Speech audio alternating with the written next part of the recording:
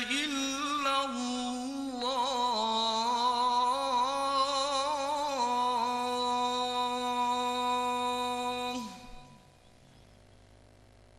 اللهم رب هذه الدعوة التامة والصلاة القائمة آت سيدنا محمدا الوسيلة والفضيلة والشرف والدرجة العالية الرفيعة وابعثه مقاما محمودا الذي وعده إنك لا تخلف الميعاد.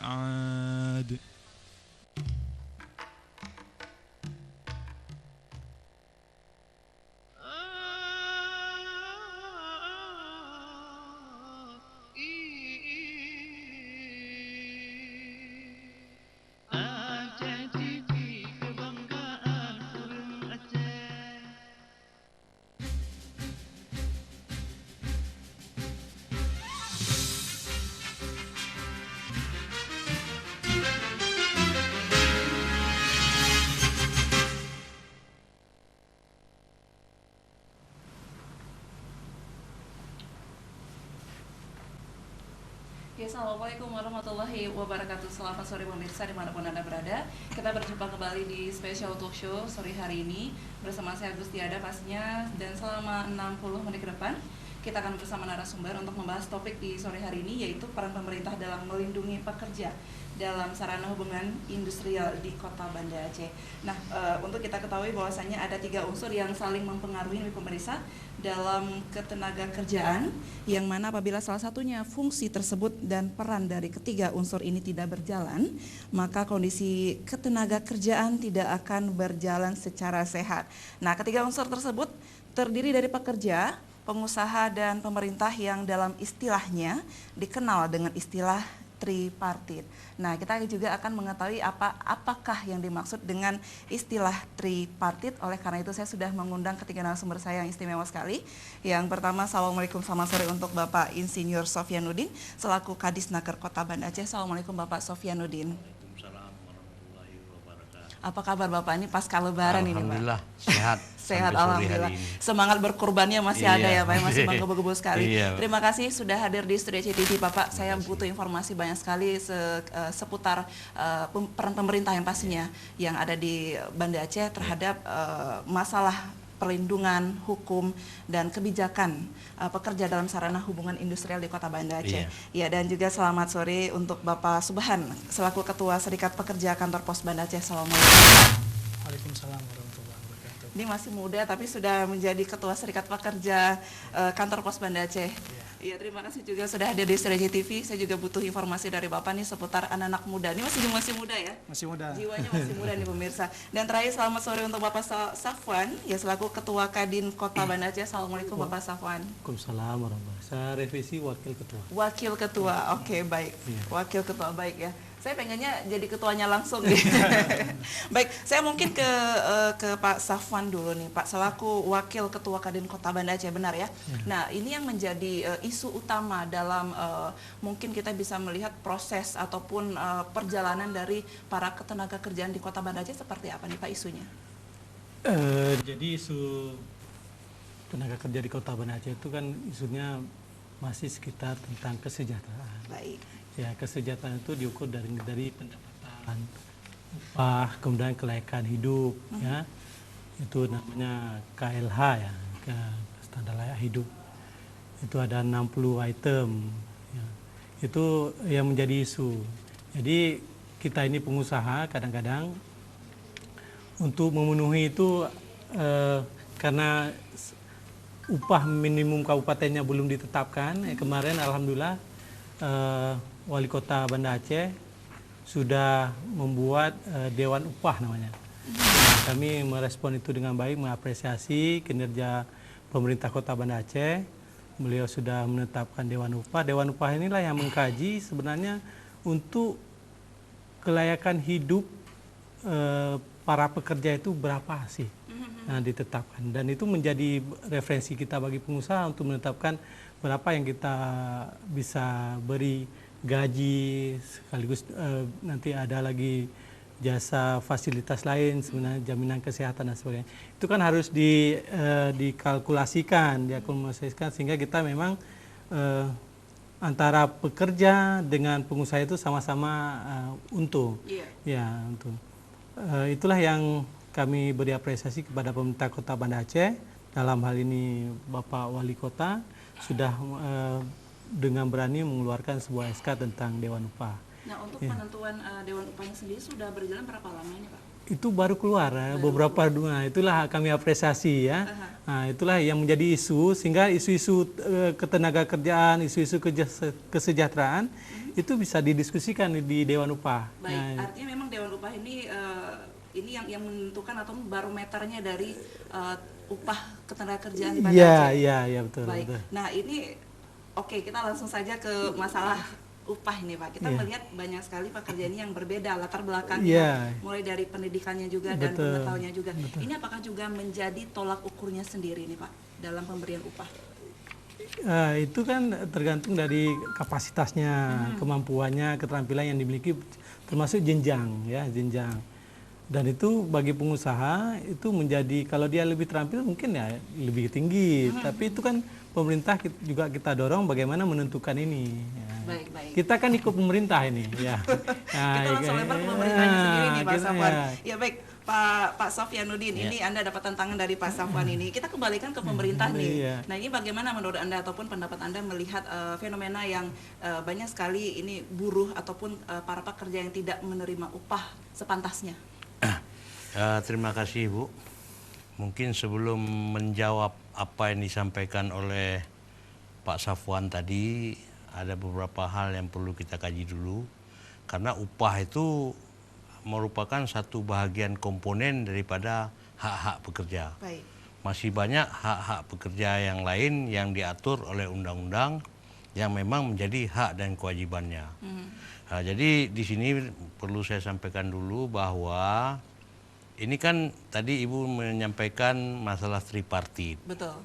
Jadi di Dinas Tenaga Kerja ada satu bidang yang diatur oleh Kanun nomor 7 2014 tentang ketenagakerjaan. Betul. Kemudian juga Undang-Undang nomor 13 2008. Ada satu bidang yang namanya bidang hubungan industrial. Ya. Jadi disitulah nanti baru kita berbicara masalah pekerja, masalah pengusaha, masalah pemerintah. Hubungan industrial adalah terbentuk antara para pelaku dalam proses produksi barang atau jasa yang terdiri dari unsur pengusaha, pekerja, pemerintah yang didasarkan pada nilai-nilai Pancasila dan Undang-Undang Dasar 45. Jadi nilai-nilai Pancasila itu kegotong royongan, jiwa sosialnya, semua itu ada. Nah, di situ ada beberapa peran tentunya. Di situ ada peran daripada kita pemerintah, yaitu dalam hal hubungan kerja, peran pemerintah yaitu yang pertama menetapkan kebijakan, kemudian memberikan pelayanan baik kepada masyarakat, kepada pekerja dan perusahaan.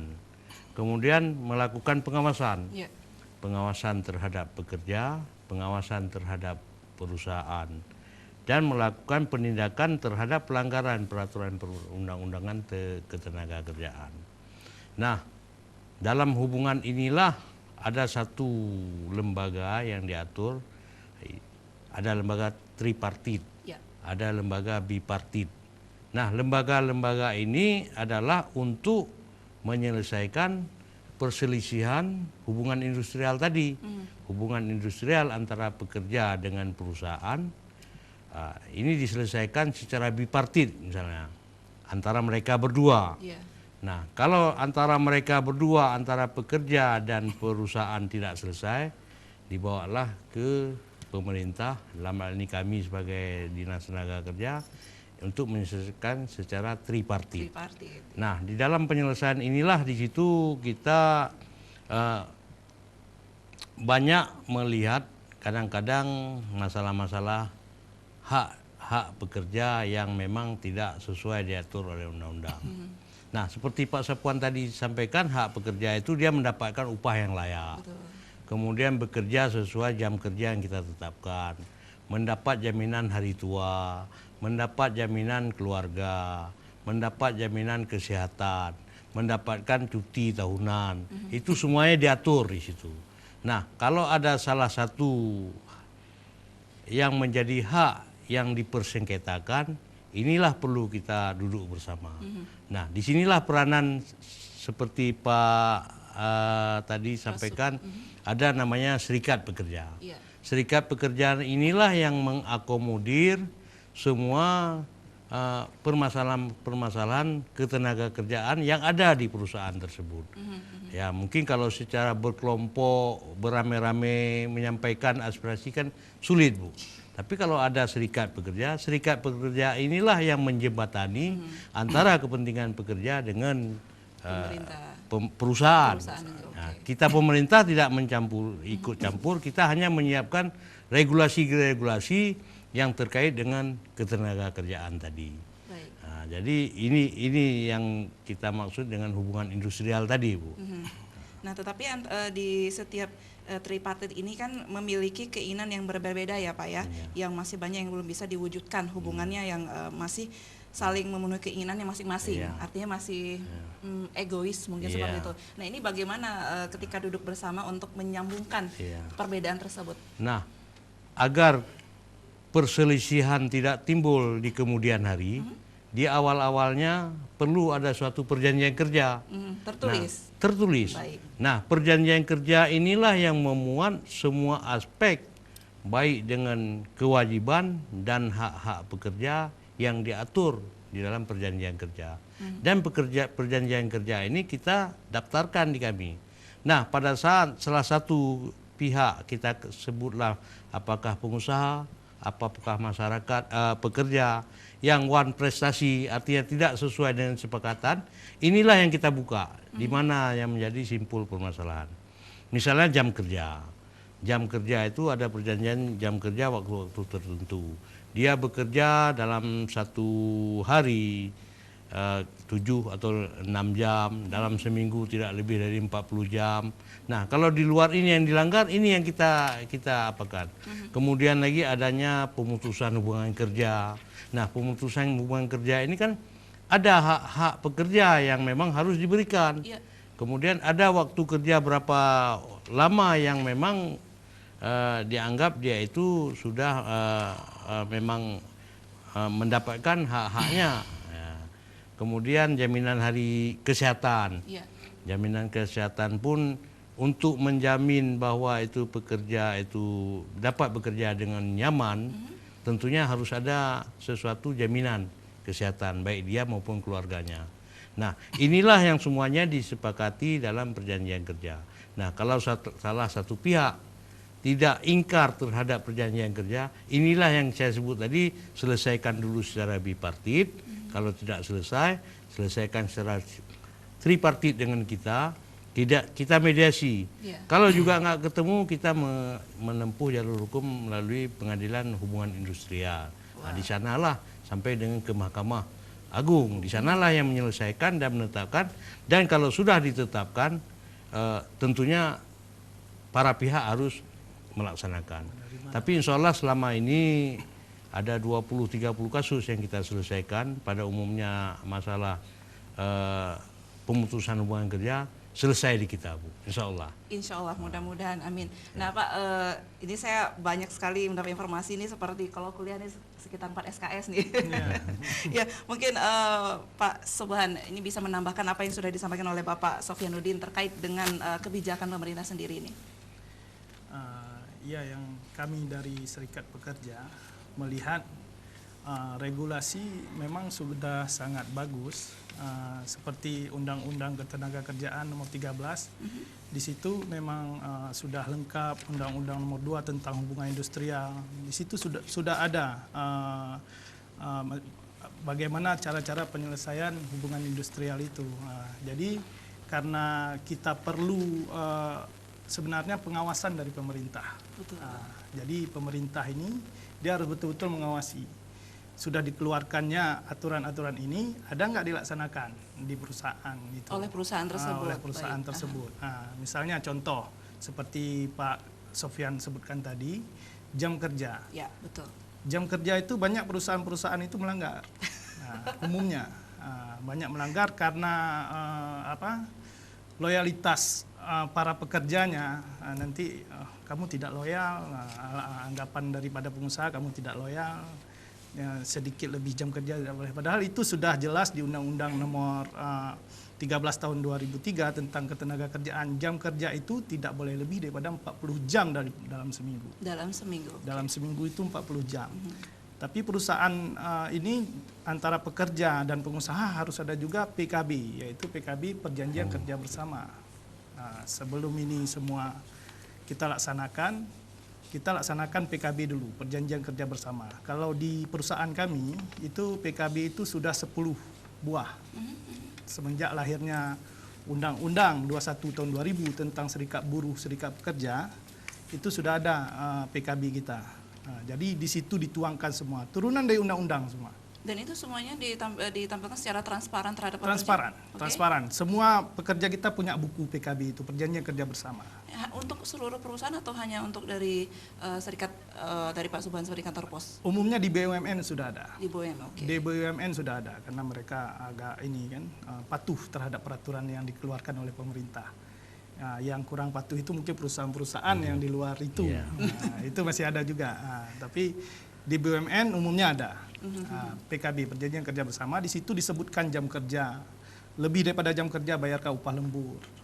Di situ itu. Jadi ada juga perusahaan-perusahaan umumnya yang perusahaan outsourcing itu tidak melaksanakan seperti itu. Kebanyakannya seperti itu. Ada seperti itu. Mungkin belum ada serikat pekerjanya. Yang sudah ada serikat pekerjanya sudah teratur. Jadi setiap perusahaan ini kan berbeda-beda ya? Berbeda-beda. Berbeda-beda. Yang pastinya juga saya mengundang Anda nih pemirsa, nanti di segmen kedua dan juga segmen ketiga kami buka line telepon interaktif untuk Anda nih, khususnya para pekerja, silakan yang ingin bertanya seputar mungkin juga masalah upah yang minimum ya mungkin, ataupun yang tidak sesuai dengan ini jam kerja saya nih begitu, ataupun fasilitas apa yang ingin Anda harapkan untuk diterapkan di Kota Banda Aceh mungkin setiap pekerjaan, silakan nanti di nomor telepon yang nantinya akan tertera di layar televisi Anda. Ya, Pak Sofyan, saya kembali untuk Anda nih Pak Sofyan. Sebenarnya untuk idealnya sendiri kita berbicara untuk seluruh perusahaan pada umumnya.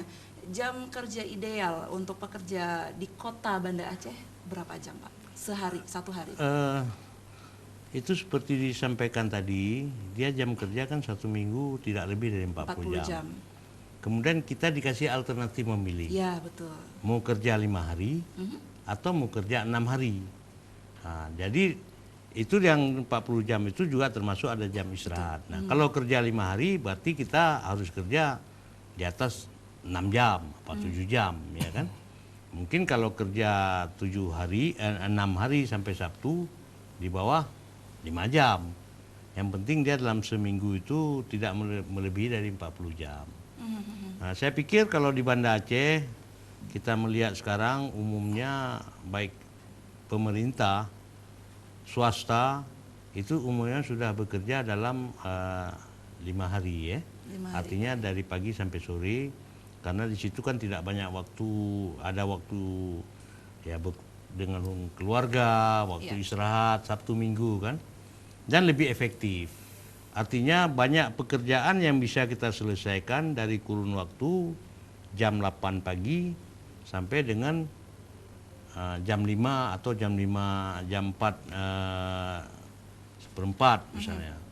Tapi kalau kita kerja setengah hari, banyak pekerjaan-pekerjaan yang menumpuk akan kita selesaikan besok. Tapi ini semua tergantung daripada pengusaha itu sendiri. Karena ini kan seperti disampaikan oleh Pak Subhan tadi, ini kan PKB ini kan perjanjian kerja bersama, kesepakatan. Betul. Karena sebagaimana kita ketahui, perusahaan tidak mungkin bisa bekerja kalau tidak ada buruh, karyawan. Karyawan juga tidak mungkin mampu bekerja kalau nggak ada perusahaan. Jadi ini bersinergi, saling menguntungkan. Baik. Sehingga sekarang kita anggap bahwa pekerja itulah bagian daripada aset perusahaan. Jelas Nah, sekali. tentunya sesuatu itu kita sepakati dulu, termasuk yang lain-lain. Nah, jadi inilah yang kita setiap perusahaan atau serikat pekerja, perusahaan itu setiap membuat kontrak kerja dia akan mengapakan ke kita. Dan inilah yang kita pegang, baik serikat pekerja, buruh atau perusahaan, yang kita pegang sebagai dasar kalau ada perselisihan sengketa di kemudian hari. Karena di perjanjian kerja bersama ini banyak hal-hal yang memang harus kita tuangkan. Artinya gitu. dengan adanya PKB ini lebih menguntungkan kedua pihak. Kedua belah pihak, dan yang paling penting tidak ada ribut-ribut. Tidak ada ribut-ribut. Sama-sama Tidak ada sengketa memegang, kemudian ya, harinya. sama-sama memegang suatu aspek legalitas yang Betul sudah sekali. kita sepakati sebelum mulai kita bekerja. Baik, kita break dulu ya Pak Sofian ya. Baik pemirsa, kami akan segera kembali nanti di segmen kedua dan segmen ketiga. Kami buka line telepon, langsung telepon pemirsa. Jangan kemana-mana, tetap di Special Talk Show.